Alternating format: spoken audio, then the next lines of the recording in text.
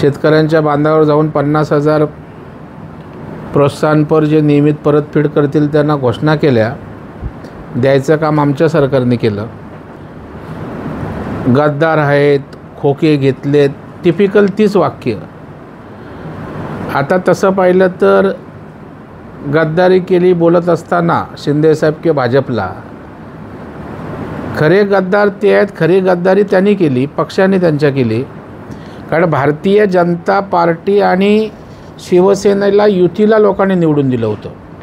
जे राज्यातल्या जनतेनं मतदान केलं होतं ते युतीला केलं होतं. हे सेनेचे उमेदवार असतील तर भाजपला मानणाऱ्या लोकांनी केलं होतं, भाजपचे असतील तर सेनेला मानणाऱ्या लोकांनी भाजपच्या उमेदवार, त्याच्यामुळे युतीचं मतदान होतं. ते तुम्ही सोडून गद्दारी करून तुम्ही काँग्रेसबरोबर हातमिळवणी केलीत. त्याच्यामुळे खरे गद्दार तुम्ही गद्दारी केलेली आहे. आणि उलट तुम्ही शिंदेसाहेबांनी भाजपला गद्दारांचं सरकार म्हणून त्या ठिकाणी बोलून लोकांना भुलवण्याचा प्रयत्न करताय. ते लोक बळी पडणार नाहीत असं माझं त्या ठिकाणी स्पष्ट मत आहे.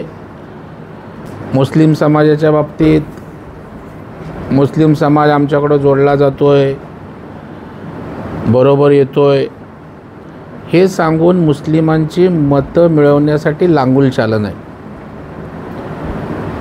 एक तर हिंदुत्वाचा विसर पडला, बाळासाहेबांचे विचार सोडले म्हणून शिंदेसाहेबांनी भूमिका घेतली, उठाव केला.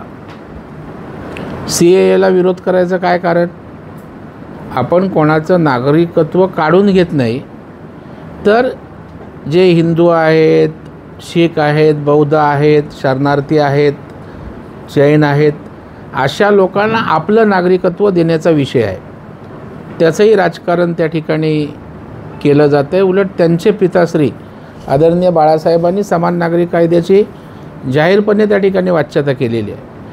परंतु उद्धवसाहेब काँग्रेसशी हातमिळवणी केल्यापासून त्या ठिकाणी सत्ता आणि त्या ठिकाणचं मतांचं राजकारण करण्यात गुंग आहेत असा माझा स्पष्ट त्या ठिकाणी आरोप आहे.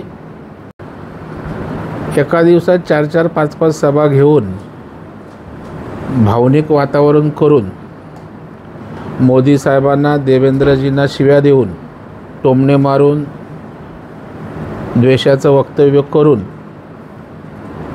भाजपला शिव्या घालून निवडणुका जिंकता येत नाहीत.